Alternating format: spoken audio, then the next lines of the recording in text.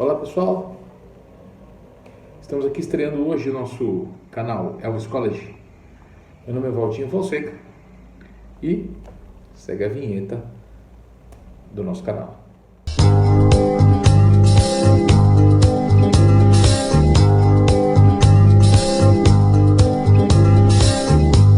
We're caught in a trap. I can't walk out because I love you too much, baby.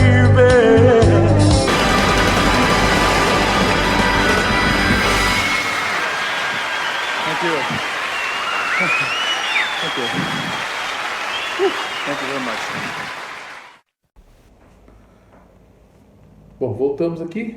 Para quem não sabe, o que é o Elvis College? Elvis College é um canal que vai falar sobre Elvis, vai falar sobre histórias, vai falar sobre fatos, vai falar sobre ficha técnica de discos principalmente, sobre questão musical, quem era Elvis. Eu não quero entrar muito em detalhes aqui nos meus vídeos sobre a pessoa Elvis, eu quero entrar sobre detalhes sobre Elvis músico, né? Elvis produtor, Elvis incompreendido como músico, como só visto como um cantor, enfim, eu quero falar sobre o Elvis profissional. Eu não quero entrar em muito detalhes sobre o Elvis pessoal, o que ele fez da vida dele, não. São questões pessoais, acho que manchar a imagem da pessoa também não interessa. Ele foi o maior músico de todos os tempos, ele desbancou os Beatles desbancaram Elvis, e Elvis desbancou os Beatles de novo, mas ambos gostavam das músicas dos dois, e Elvis foi tudo o que aconteceu no rock and roll, porque o próprio John Lennon dizia que antes de Elvis nada existia. Então nós vamos começar sobre o primeiro álbum de Elvis, que vem com o nome do próprio Elvis Presley. Foi lançado em 1956 pela RCA Victor, mas este álbum tem uma história, porque Elvis vinha da Sun Records em Memphis, Coronel Tom Parker se tornou empresário dele, e Sun Phillips repassou, deu o passe dele para a RCA, foi vendido para uma outra gravadora, e a RCA começou logo a produzir o seu álbum de estreia. Então o álbum de estreia de Elvis foi um álbum muito criticado, dizendo que musicalmente ele era muito cru, tinha muito improviso, etc, mas Elvis aparece aí tocando piano em uma das músicas, né, ou mais de uma música. Depois eu vou passar para vocês num outro vídeo sobre as questões técnicas do disco, tá? Que tem um livro, inclusive, que é Elvis Presley e a Vida na Música, tá? Que é um livro técnico, ele não é um livro que vai falar de fofoca, que vai falar da vida do cara, não é um livro que fala dos discos, o que ele gravou, o que ele tocou, enfim, eu vou falar sobre esse livro, nós vamos entrar aí nessa série de vídeos, mas eu quero contar um pouco sobre esse disco. Bom, esse disco logo no início do ano, em janeiro, ele foi gravado, mas ele já veio, mas ele já veio com 5 músicas gravadas previamente já na Sun. Essas músicas já vieram no bolo da venda e foram colocadas. Foi muito importante esse disco, ele é o primeiro disco, o primeiro álbum, pode-se dizer assim, de rockabilly misturado com uma série de coisas, mas tem uma questão muito importante. Carl Perkins, que é o autor de Blue Suede Shoes, Matchbox, Honey Don't, enfim, é um rockabilly, um rocker de primeira linha, foi um rocker de primeira linha. Falecido já em 98, né, 97, 98, mas lá em 1956, Carl Perkins tinha sofrido um acidente e ele tinha ficado acamado, estava doente, sofreu uma série de problemas, e com isso, Carl Perkins tinha já gravado Blue Suede Shoes, que já era famoso na voz dele. Mas Elvis gostou da música e falou que queria colocar no seu disco. Mas o Carl Perkins deu uma condição para ele. Ele falou assim, tudo bem, pode colocar no seu disco, pode cantar a música, desde que seja a primeira música de abertura do disco, ok? E com isso, Elvis colocou, portanto que no lado 1 a abertura do disco é Blue Suede Shoes. E com Blue Suede Shoes, isso ajudou muito essa abertura do disco, que foi o que fez Elvis decolar com essa música, que acabou ficando mais famosa na voz do Elvis do que da própria voz do Carl Perkins, do autor. E todo mundo acha que essa música era do próprio Elvis, e não é. O Elvis nunca foi compositor. Elvis sempre foi intérprete de outros autores. Ok? Embora ele tenha parcerias em várias composições, mas ele não é compositor, nunca foi compositor, tá ok? Foi muito importante isso daí porque ele aparece em rede nacional a primeira vez, né, na televisão, com a turnê, onde ele grava I Got a Woman, de Ray Charles, Tutti Frutti, de Little Richard, Blue Suede Shoes, de Carl Perkins. Ele chega ao primeiro lugar das paradas de sucesso com a balada country, por incrível que pareça aqui, I Forgot to Remember to Forget, que os Beatles depois gravaram na BBC de Londres, muito bem interpretada pelo John Lennon. E eu gosto muito da versão mais dos Beatles do que do próprio Elvis, eu acho mais legal, mais levada, né? Mais swing. A RCA preencheu o primeiro disco com mais 7 músicas, que eram músicas já gravadas previamente, como por exemplo Blue Moon. Depois a capa do disco é uma capa muito simples, porque depois até o próprio The Clash acaba copiando a capa, Elvis tocando violão, com letras rosas e verdes, que eram cores usadas na época por roupas dos próprios afrodescendentes, que a gente pode falar, mas são pretos, né? Isso é uma mimizada danada, então deixa pra lá. Então essas eram cores usadas, então era um disco de R&B, mais R&B do que rock and roll ou rockabilly, né? Então nós podemos dizer que esse disco foi um disco de abertura para o R&B aí, para o pessoal da cultura pop black da época, porque os pretos eles não gravavam rock and roll, muito menos rockabilly, eles gravavam rhythm and blues, R&B ou blues, né? E os brancos gravavam rockabilly, rock and roll, country, entre outras músicas, ok? Bem, Elvis toca violão em algumas músicas, portanto que na foto da contracapa aparece o Elvis tocando um violão eletrificado com captador. Isso é muito importante porque o Elvis sempre apareceu com o violão desligado, e é legal que na contracapa do disco, que vocês vão ver aqui, aparece o Elvis com o violão eletrificado. Então isso é muito interessante, porque inclusive ele faz algumas percussões, alguns elementos percussivos na parte de trás do violão, que dá para se ouvir no disco, né? Então depois eu falo para vocês quais são as músicas que fazem isso, a gente vai falar sobre isso aqui numa parte 2 do vídeo.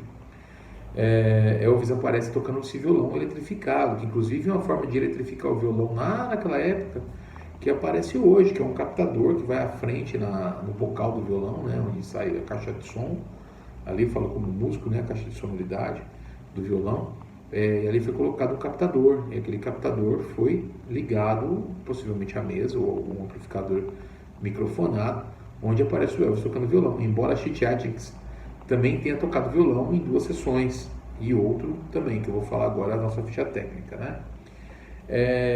Aparece em 23 de março de 56, ele chega ao primeiro lugar das paradas da Billboard, e depois ele vai ao primeiro lugar das paradas da Record Mirror, em 1956, na Inglaterra. Então no mesmo ano ele chega nas paradas inglesas e em primeiro lugar nas paradas norte-americanas.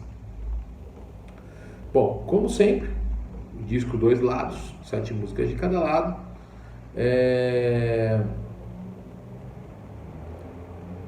Elvis fala, vamos falar um pouquinho sobre as músicas, né? Elvis canta alguns countries, né? Elvis fala canta um rockabilly mais dançante. I'm Counting on You é uma balada cheia de melancolia. I Got a Woman, que é um sucesso de Ray Charles já naquela época, já era uma sucessão na voz do Ray Charles.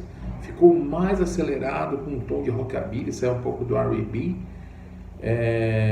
Aparece um piano ali, que por exemplo, acho que foi o Floyd Kramer que deve ter gravado.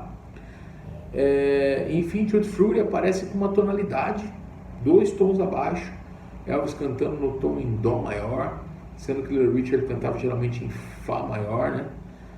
Lá em cima, aquela voz bem rasgada do Little Richard, Elvis aparece com uma voz mais fechada, né? Como era a voz dele, um barítono já descrito na época, um segundo tenor naquela época, né? Ele tinha 21 anos de idade, então era uma voz ainda em formação. Aparece Trying to Get to You, que isso é importante. Elvis toca piano nesta música, então a introdução de Trying to Get to You é tocada por Elvis, mas na Sun O Sam Phillips corta esse pedaço do piano porque o Elvis tocou tão disperso que não ficou legal, mas aparece depois regravado esse piano, regravado pelo próprio Elvis, conforme o livro conta, regravado por ele. Então esse piano de Trying to Get to You é piano de Elvis que faz aquela introduçãozinha do Trying to Get to You, que inclusive o Roy Orbison grava depois com uma introdução de guitarra na mesma pegada do Elvis ali naquele disco. Então todo mundo ali depois vem na baila do Elvis, depois desse álbum, depois de That's Alright Mama e tal, Elvis começa a fazer moda. Então Elvis começa a criar cabelo, roupa, começa a criar uma moda musical, e os outros cantores que vêm depois de Elvis vêm na baila dele, né? Então você vê aí o próximo que veio após a baila dele foi o Johnny Cash, que veio também cantando umas baladas country, fazendo um rockabilly. Johnny já falei. Carl Perkins já vinha também nessa mesma pegada. Jerry Lee Lewis vem com um disco depois desse, um ano depois, que ele explode. Aí o Elvis já estava em fase de exército quase, e aí já é uma outra história, mas tudo na baila do Elvis.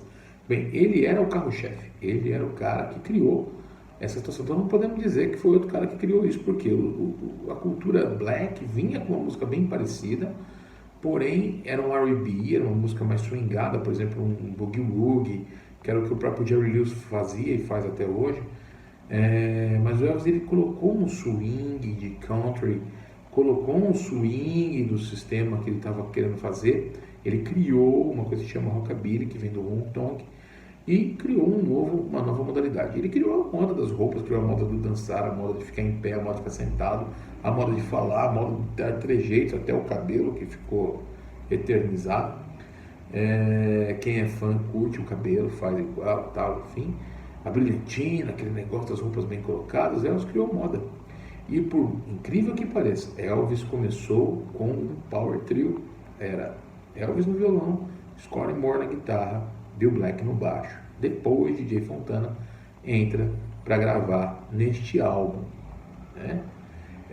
Então nós temos aí tracklist. Temos o lado A, Blue Suede Shoes de Carl Perkins, I'm Coming to You, I Got a Woman, One Side Love Affair, I Love You Because, que já é da Sun, Just Because também da Sun, Tutti Frutti, que é do Little Richard, Try to Get to You, que é onde Elvis toca piano, I'm Gonna Sit Down and Cry Over You, I'll Never Let You Go, Little Darling, Blue Moon, Money Honey, que também era um sucesso do Drifters, mas também passou pela voz de Little Richard. A gravadora foi da RCA Victor, produção de Sam Phillips, pela Sun Records as gravações, que foram 5 ao todo. Steve Sholes da RCA Victor, depois nós vamos falar sobre ele. O álbum tem uma duração de 28 minutos e 13 segundos. Elvis Presley no vocal, no violão e no piano, né? Scotty Moore na guitarra. Chet Atkins tocou violão em 10 e 11 de janeiro de 56, exceto em I Got a Woman, que o violão é do Elvis. Floyd Kramer tocou piano em 10 e 11 de janeiro de 56. Short Long também tocou piano em 30 e 31 de janeiro. Bill Black no baixo sozinho, ok? DJ Fontana na batera. Johnny Bernero, baterista em Try to Get to You. Então a bateria Try to Get to You não era DJ Fontana, embora as pessoas achem isso.